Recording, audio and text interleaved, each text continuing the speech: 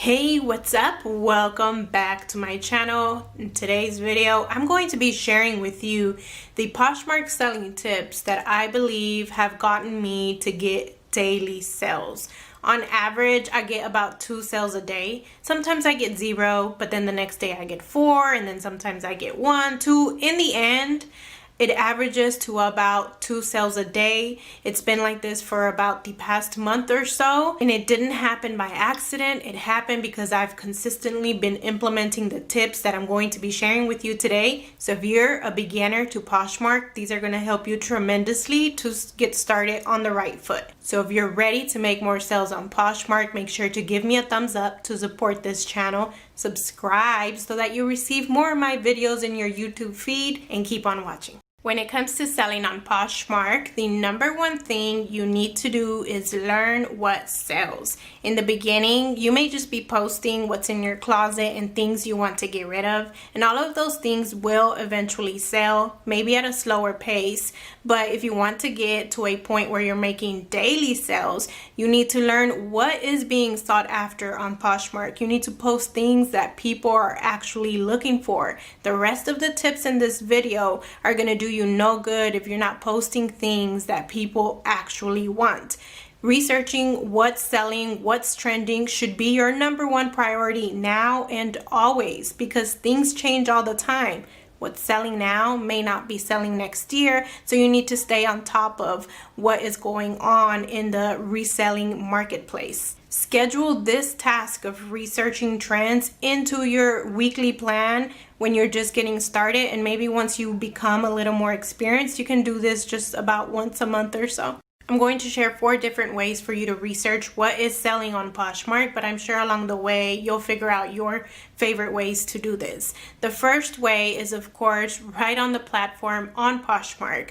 Go find the top sellers, people who have lots of listings. Filter their items by solds and look through all the items they've been selling recently. Pay attention to the colors, the styles, the brands, the different cuts, whether they're boot cut, skinny, all of that, so that you know more so what to look for when you're outsourcing. On Poshmark as well, pay attention to the parties that Poshmark is promoting. Poshmark has, I think, 4 or 5, maybe it's 5 parties every single day. And these parties are centered around a certain theme. Sometimes it's brands, sometimes it's not. But pay attention to these parties, because that is what's selling. Otherwise, Poshmark wouldn't be having a whole party around these themes. I would go to Poshmark, go to the parties, check out the brands that they are accepting into each party, and take a screenshot so that you can review them often before you go sourcing. The third way is right on Google. You can always do a Google search, brands that are selling on Poshmark in 2020, and you'll get lots of articles that you can look through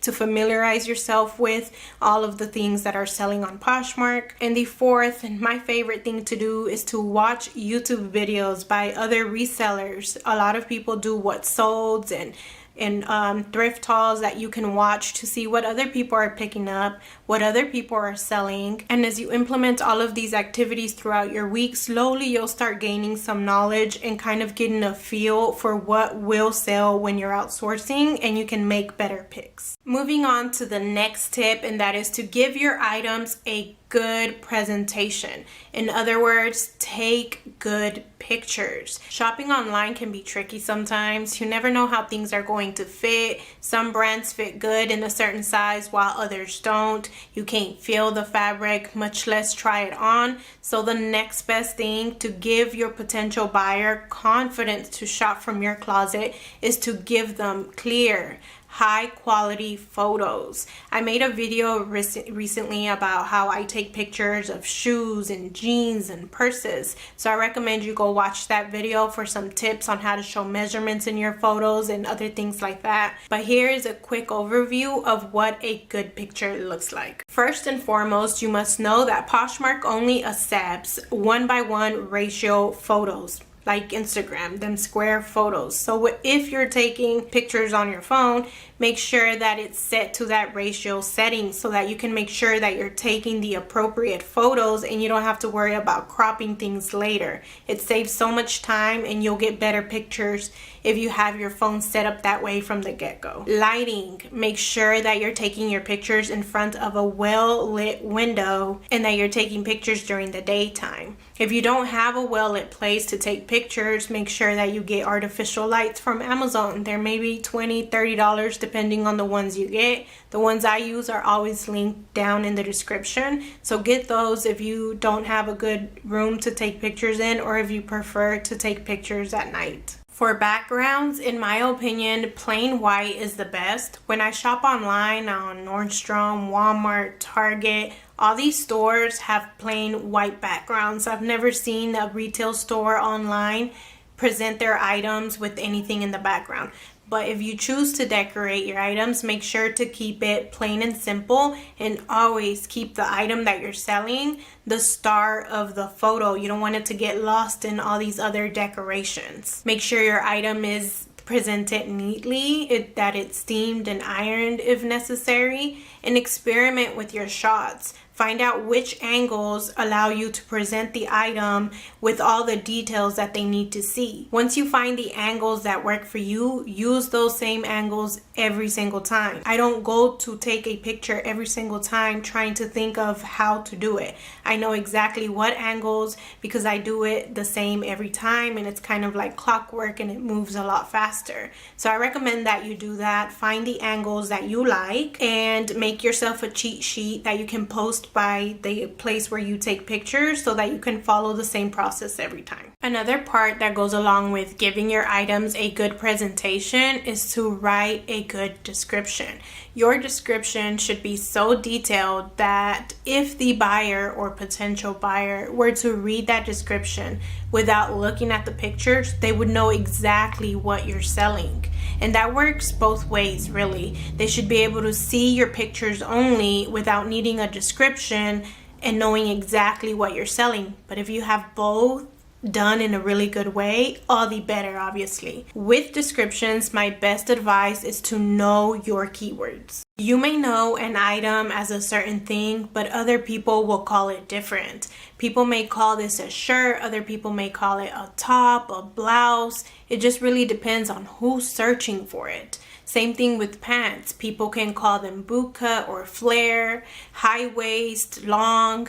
There's so many different keywords for different items, and the more you know and the more you include in your description in a natural way, the more chances potential buyers have of coming across your item.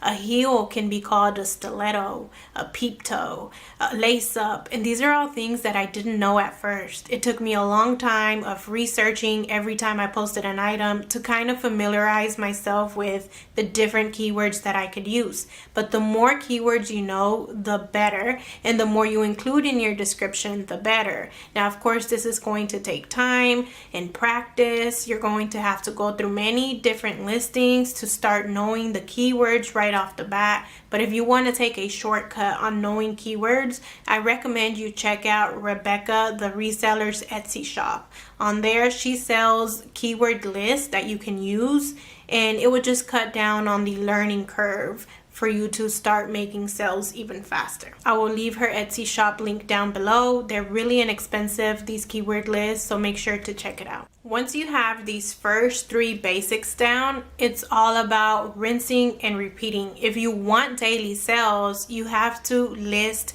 daily. In my experience and in my opinion, if you have 21 items, it's much better to list 3 a day for 7 consecutive days than it is to list all 21 items in one day and then be absent on Poshmark for the next 6. Poshmark is built like a regular social media, like Facebook and Instagram and YouTube and on all these other platforms. The more consistent you are, the more attention your account gets, the more followers, the more likes, the more comments, the more engagement. And I feel that it's the same thing on Poshmark. The more consistent you are with posting every single day, the more action your account gets with people making offers or liking your item so that then you can make an offer and make a sale. For months now, I've been on a steady routine of posting 2 to 3 items a day and relisting 2 to 3 every single day as well. So I feel that that has contributed to my increased sales.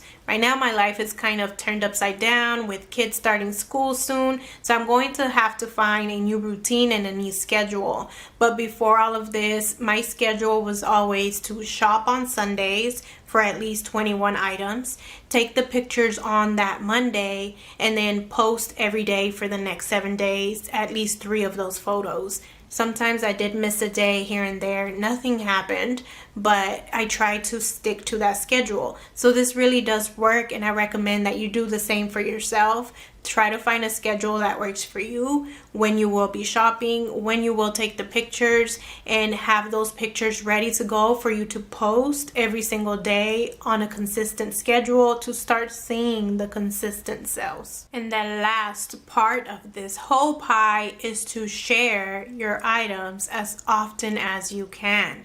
Every single time you go to your items and you click that share button and share it to your followers, your items go to the top of the list. So if someone is searching for that item, yours is the one that they will come across first. And it's been proven time and time again that items at the top get the most attention, the most clicks. So if being that you have everything else in place, your picture's good, description is good, you're selling what people are looking for, then you'll have more potential to make sales if your items are at the top. Most people don't want to waste their time scrolling and scrolling through Poshmark to find what they need. They're going to pick items that are towards the top. And Poshmark right now doesn't have any way for you to pay to have your items stay at the top like other platforms do, like Amazon and eBay.